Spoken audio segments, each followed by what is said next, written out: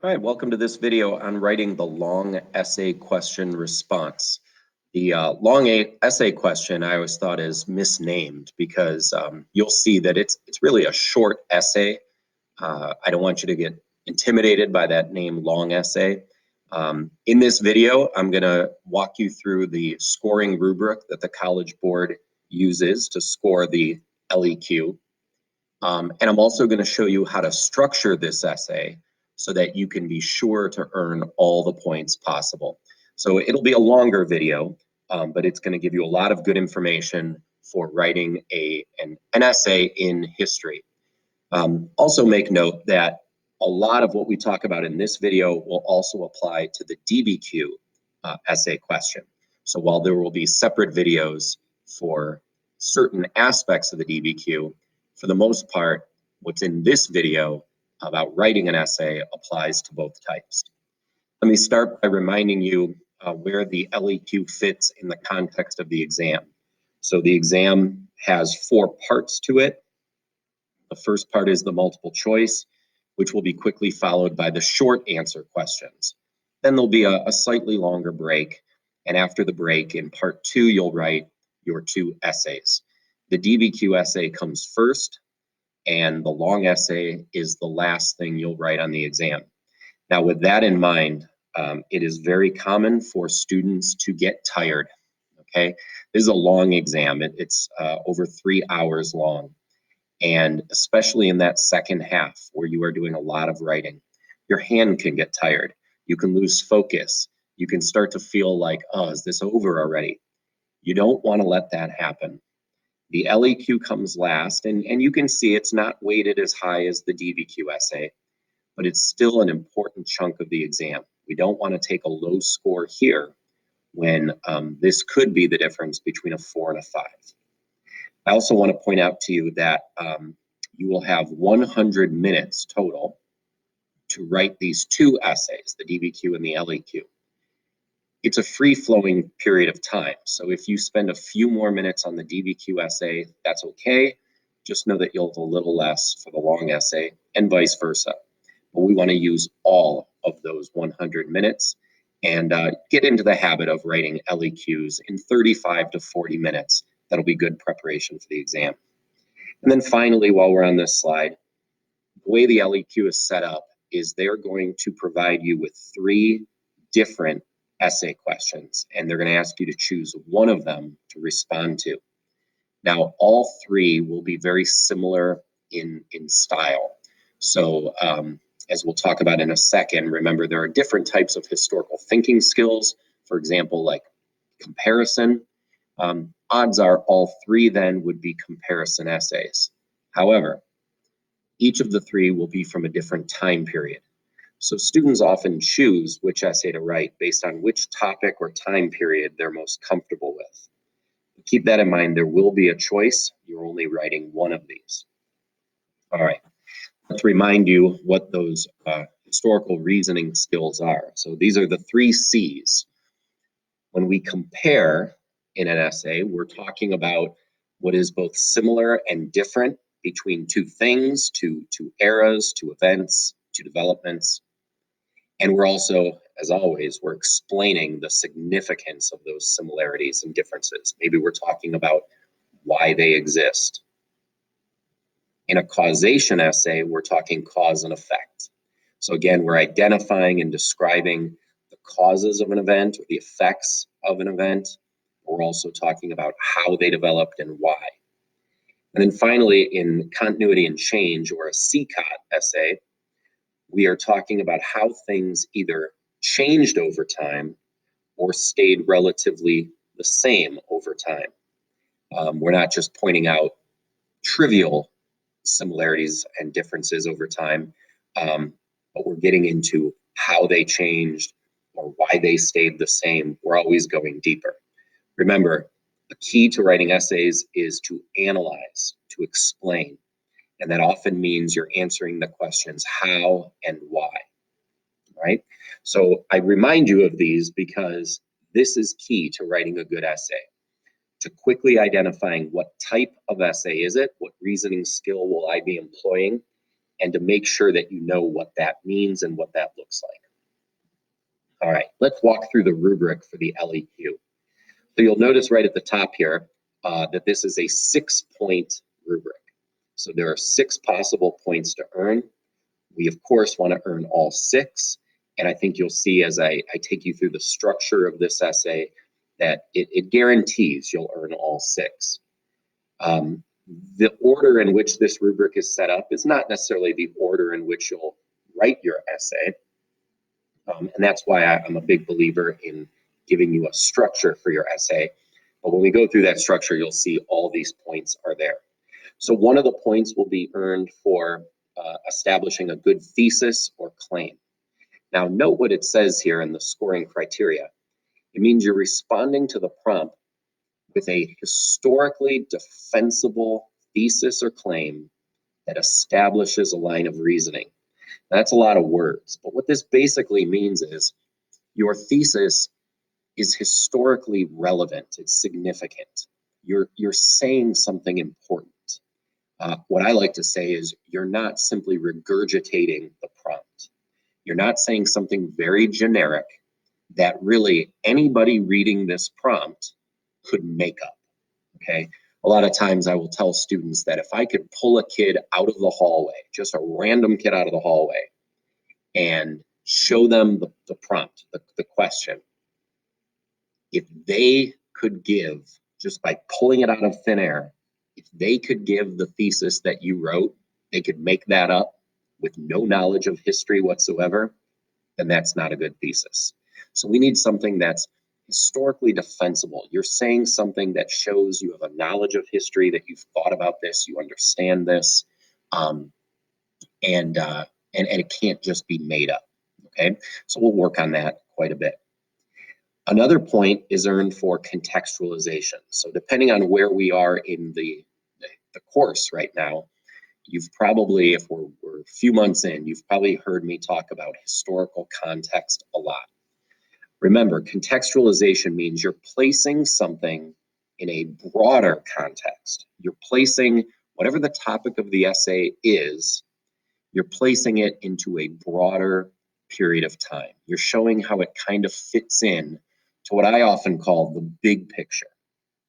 Now, we're going to talk about how to do this in an essay, but normally it means that in your essay, you're talking about what preceded this particular time period, or what follows after it, or something else that's going on at the same time that's going to help us understand it better. Okay, so we'll get into that more. But contextualization is important. It's something you want to be thinking about throughout the course. The rest of the rubric, a little bit more detail here. We next talk about evidence. So in history, and when you're writing a history essay, you're going to make a claim. You're going to develop a thesis. You're going to say something important about history. Then you need to be able to back that up. Whatever it is, this claim that you're making, you need to be able to support it with specific historical evidence. You've heard me probably use that phrase by now too. I often use the acronym SHE or SHE, specific historical evidence. We want our evidence to be specific, meaning we don't want to talk about history in very broad, vague, or abstract ways. We want to talk about real events, real people, real developments. If they have a name, if historians refer to something by a particular name, we want to use that. That's specific historical evidence. Now, you'll notice that you don't just get points for naming this evidence or listing it or identifying it. To get 2 points here, we need to use that evidence to support our argument. It needs to be clear in your essay how this evidence you're citing supports your claim. And so I will show you how to do that in what I call a 2-step process. And then finally, we get points for what's called analysis and reasoning. So 1 point is for using those historical reasoning skills. So we go back to those 3, and again, this is why it's so important to identify in the prompt, what skill am I using? When you write a history essay, this might be a helpful way to think about it. You're not writing a story. You're not simply telling us what happened in the past.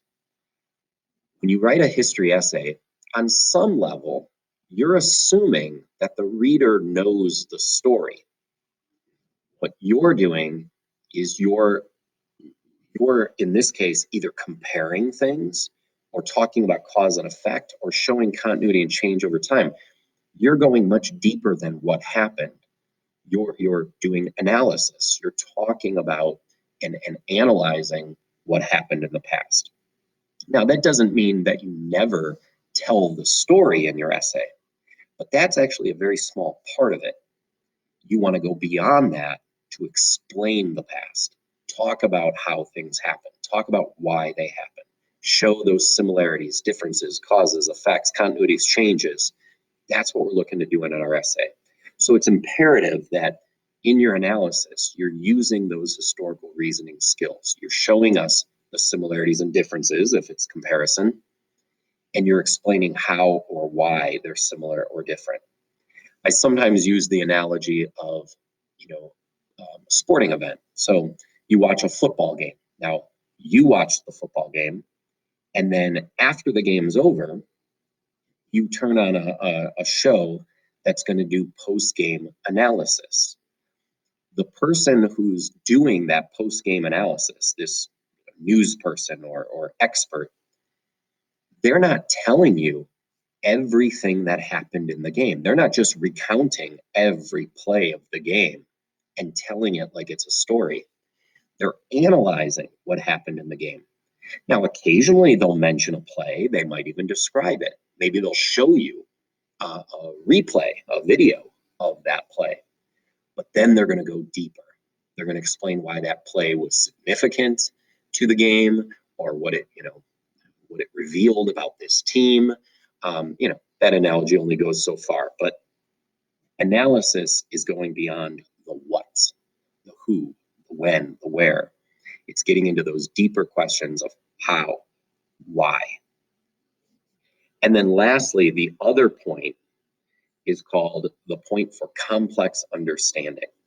So again, depending on where we are in this course, you've probably heard me say by now that history is far more complex than we realize, or that you've learned at a younger grade. They want to see if you have a grasp of that complexity. So you get this point for, as it says, demonstrating a complex understanding of the historical development that's the focus of the prompt. Now, when it says using evidence to corroborate, qualify, modify an argument, okay, that's a little confusing. That last column is helpful. You'll see there are a bunch of bullet points. These are different ways that you can achieve this complex understanding point. And we will at various times talk about these different ways. But I always find that the easiest way to earn this point is that second bullet. If it is a comparison essay and you are discussing and analyzing both similarities and differences, not just comparing, but also contrasting, not just contrasting, but also comparing. If you're doing both thoroughly in your essay, learn this point. Likewise, if it's continuity and change, do both. If it's causation and you're really just talking about causes, identify multiple causes and discuss them, or do causes and the effects. If you keep that in mind and you always strive to do both, you should always earn this point. Now, for just one more second, look at the very last line in that box, the lower right part of the screen. It says, this understanding must be a part of the argument, not merely a phrase or reference. You'll see something like that in all of the rubric. Just throwing in a little footnote, just throwing in a little sentence here. Oh, and there's also another cause. Here it is. That doesn't earn you this point. This needs to be well developed. It needs to be part of the overall argument. There needs to be substance to these things. So keep that in mind as well. Just a sentence usually isn't enough to earn most of these points, all right? Okay, with that, we will now turn to how to structure an essay. And to give you some examples through here, I'm going to give you a sample LEQ prompt. So this could very well be a prompt for the long essay. I chose something from the colonial period because assuming you're watching this video near the beginning of the course, you would have some knowledge of the colonial period already. So the question is, evaluate the extent to which religion shaped New England society from 1620 to 1750. So right away, we want to do a lot of things with this prompt. And I would say the very first thing we want to do is identify the historical reasoning skill. Hopefully you recognize that this is a causation essay. And you could come to that conclusion a couple of ways. You could rule out the other two. Okay, nothing in this prompt suggests you're comparing. And it really isn't about change over time. I know the time period is very big, but it's not really saying, anything about discussing how things changed or stayed the same in New England society over this period. It is simply setting up a cause and effect relationship. Cause is religion, New England religion, mostly Puritanism. And the effect would be the various ways it shaped New England society.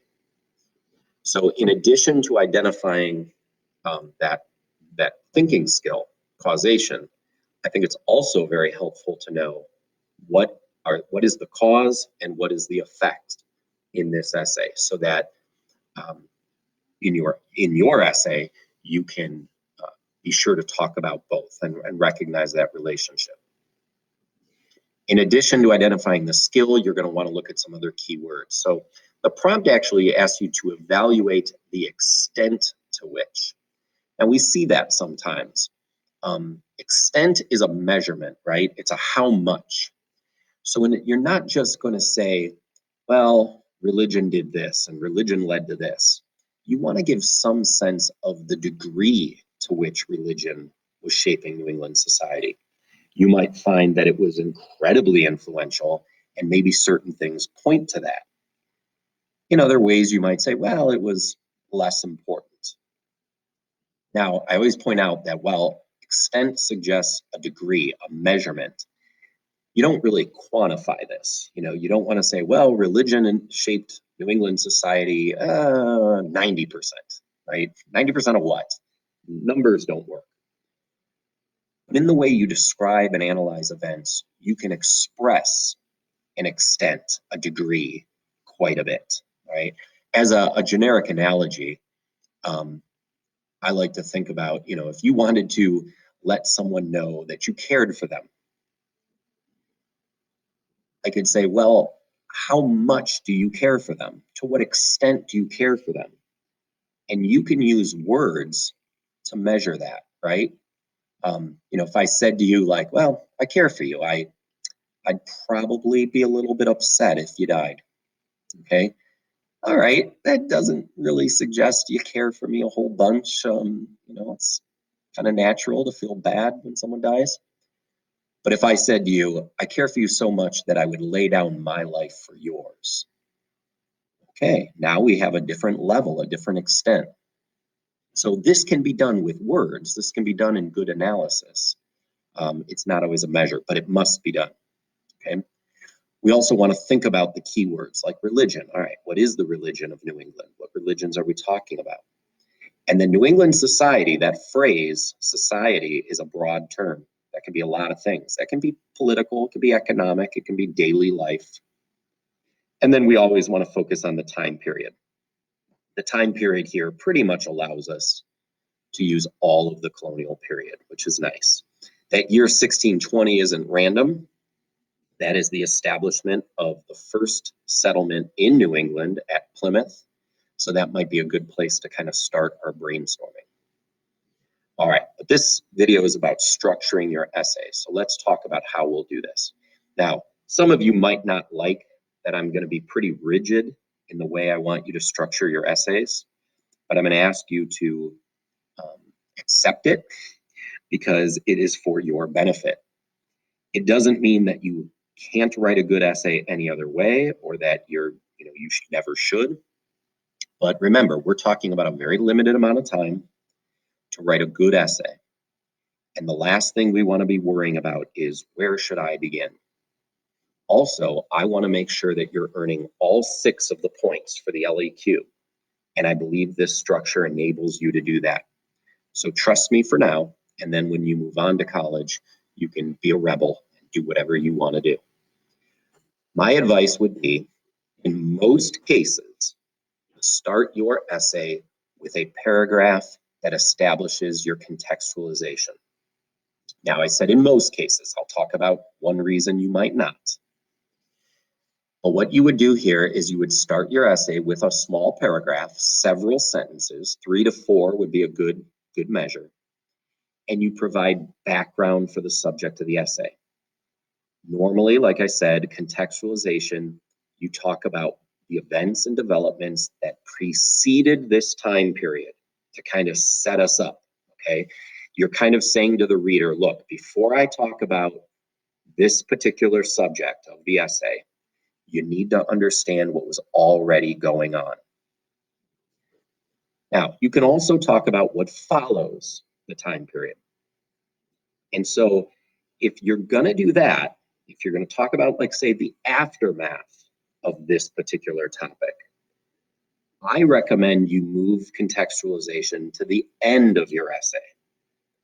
So I said most of the time it'll be at the beginning because you're doing context before. If not, if it's going to be what follows, move it to the end of the essay. It makes more logical sense there. Okay? One rule of thumb. Now, most essays you could do either or. You can do before, you can do after, or like I said, you can even do something that is happening at the same time and is influencing whatever the essay is about. But I do think when you're doing an essay, as we're going to use this one on colonial religion, I think it would actually be hard to do contextualization before this time period, mostly because there really isn't anything going on before. The Puritans aren't here yet. So I would think in this particular essay, my contextualization might be after the fact or something that's going on at the same time. If it's after the fact, then I would move it to the end of my essay.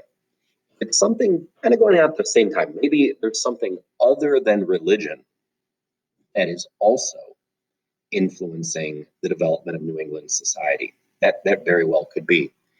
Then I guess you have a choice. I would say you could do it at the beginning. You could do it at the end. But here's what's most important about structuring an essay. Without explicitly saying to the reader, hey, reader, here's my contextualization point, you still want to make it clear that that's what you're doing, okay? So in an essay, you want the reader to be able to easily identify what you're doing. So that's why I feel contextualization is best at the beginning or the end. You're kind of either setting up the essay or you're looking at the aftermath at the end, but the reader should be able to recognize that, oh, I see, in this paragraph, he or she is establishing contextualization, okay? A couple other key points. Remember, contextualization, you should be talking about events or developments that are relevant to the subject of the essay. So, if our subject is religion in New England society, we shouldn't be talking about very random, unrelated things. So you shouldn't suddenly start talking about the Civil War in this essay. It should be events or developments that preceded or followed or that are going on concurrently that relate to your essay. Okay, that's key. And then my last point here says, be sure to make an explicit connection in the last sentence between the context and then your thesis. So you're going to see now that the next paragraph's where we're going to develop our thesis. It's nice if you end the contextualization with a short line that kind of lets the reader know, All right, now let me segue over to what this essay is really about. I'll try to provide you with an example of that, if not in this video, then in the course of the class, so that you can see how that can be done. All right, so here again is our prompt. And as I mentioned, this would be hard to do contextualization at the beginning. It might be easier to do at the end or something that's going on at the same time. So we're going to leave that out for now. All right, the next paragraph will be where you develop your thesis. Now, when I say paragraph, paragraphs sometimes are short, sometimes they're longer. I'm not putting a certain number of sentences on them. It all depends. This paragraph that contains your thesis really could probably be 3 sentences. It's more important that it does what it needs to do. So we want to follow with what is called a well-developed thesis. And so right now, I'm going to impose on you a very strict rule. Your thesis will not be 1 sentence. And I say that because in order to have a well-developed thesis, not a simple one sentence will either be too simple or you will try to cram so much into that 1 sentence that it'll become a very cumbersome, confusing, and awkward sentence. So the thesis really should be developed in 2 sentences, and I like to refer to those as subtopic sentences. I guess we could call them sub-thesis sentences. But it basically means that you're going to develop your thesis in 2 separate sentences, 2 separate ideas, kind of focusing on 2 parts or 2 topics of the subject matter. Okay. Going back to the second bullet point, remember, we have to have a historically defensible claim or argument. We've got to say something significant. The thesis cannot simply restate the question. And again, we're going to develop this in 2 subtopic sentences. So I will show you an example of that here in just a minute. But each subtopic sentence will then develop a part of our essay. And if you're thinking ahead, each of those subtopics will then become developed in a body paragraph. So we're going to have really just 2 body paragraphs in our essay, 1 for each of these subtopics. Now, that would be your 2 sentences. I said a thesis paragraph should be 3.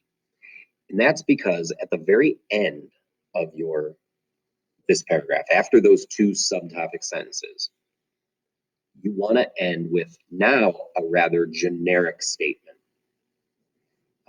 Here, you would be answering the question in a very simple form. I say that because that will clearly indicate to the reader that this paragraph is your thesis. They won't consider that sentence to be your thesis. They'll recognize that you've developed it well in 2 subtopic sentences. But this is kind of the signal to them that, hey, I'm answering the question here. I think it's helpful to use the words thus or therefore to start this sentence. And again, let me give you an example. So here we have, again, the prompt. Evaluate the extent to which religion shaped New England society from 1620 to 1750. My first subtopic sentence, so this is my first answer to the question, my first thesis focusing on part of the subject. I write, in much of New England, the Puritan religion influenced the formation of laws and determined the political rights of the citizens. Now, right there, you could say, all right, some kid out of the hall who doesn't know anything about American history probably isn't making that up.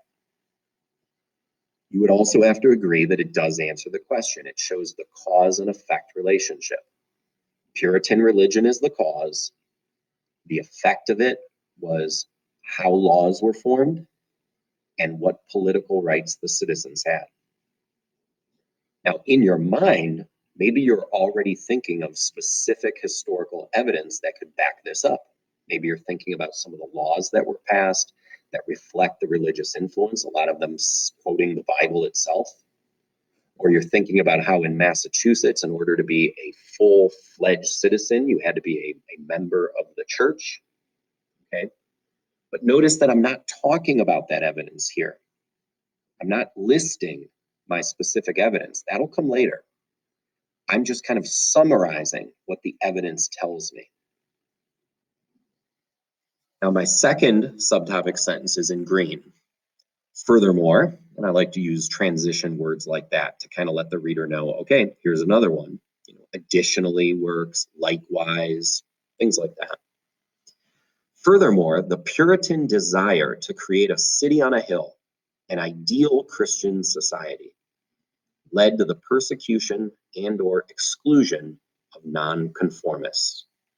So again, I'm showing the role of religion, how the Puritans wanted to create a perfect religious society, and that led often to persecution and exclusion. Again, you're probably thinking of evidence already. Now, in purple is that last kind of meaningless sentence, but one that again signals to the reader, hey, here is my thesis. Thus, religion had a tremendous role in shaping New England society.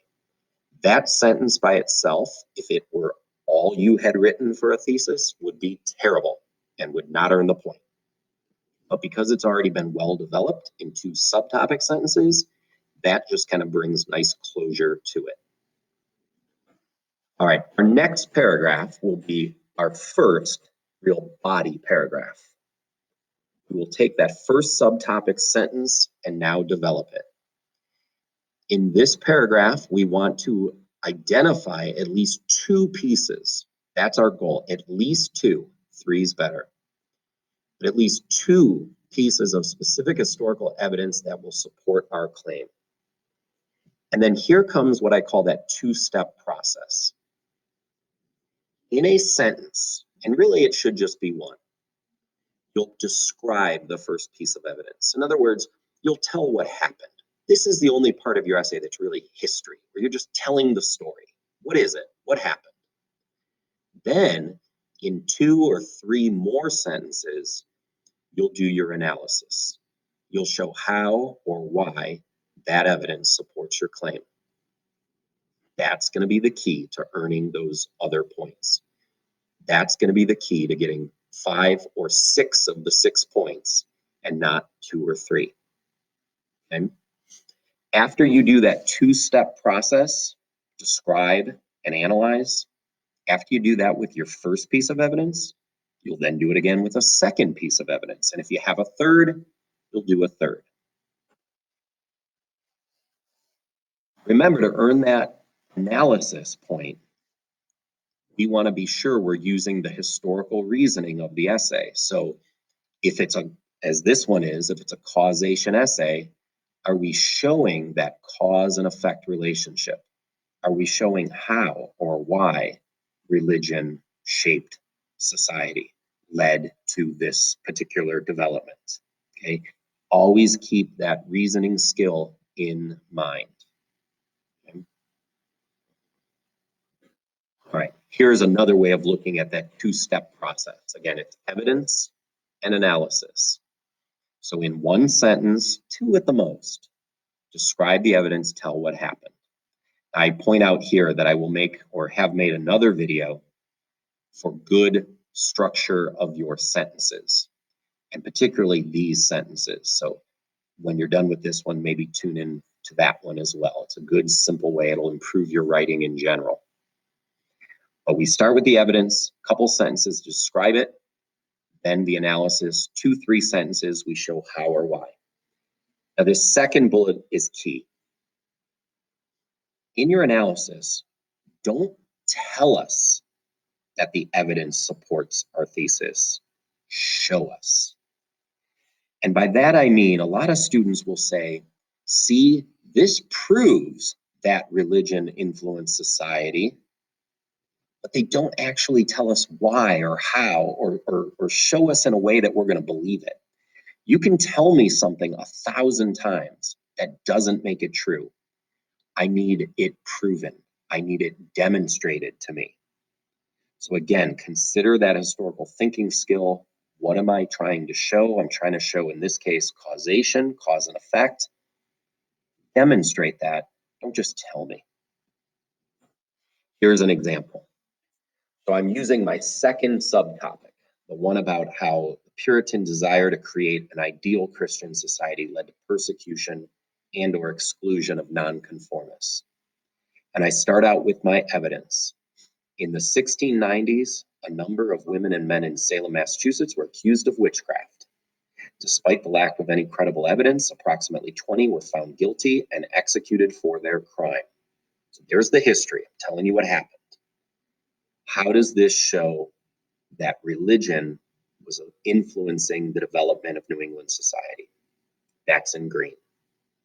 Because of the Puritans' desire to create an ideal religious community, they were unwilling to risk the presence of witches, which they believed to be demonic, in their towns. The witch trials also point to the Puritans' views on gender roles. Women who did not conform to society's expectations were dealt with harshly. So here I'm showing that cause and effect relationship. I'm showing the significance of this. I'm explaining how religion influenced their society.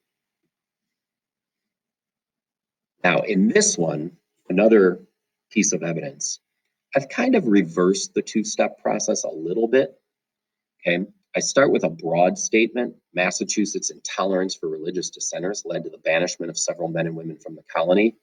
And then I offer a couple examples of that.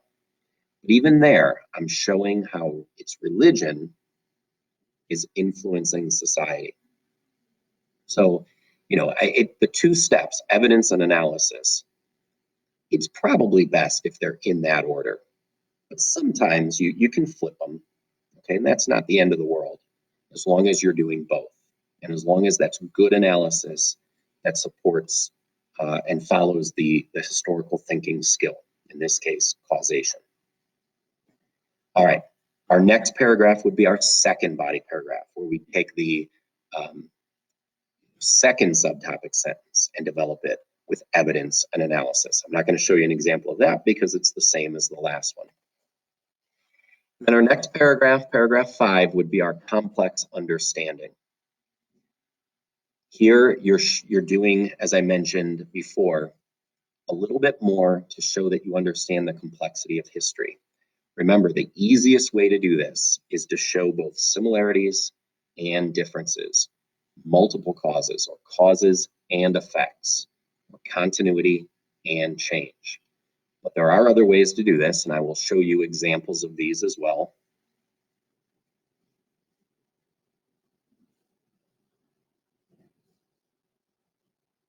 Now, I point out here that this is best done after the body paragraphs, but it's possible, depending on the way your essay is set up, that you might put it between them or somewhere else. But you want it to be a standalone paragraph. You want it to be evident to the reader what you're doing.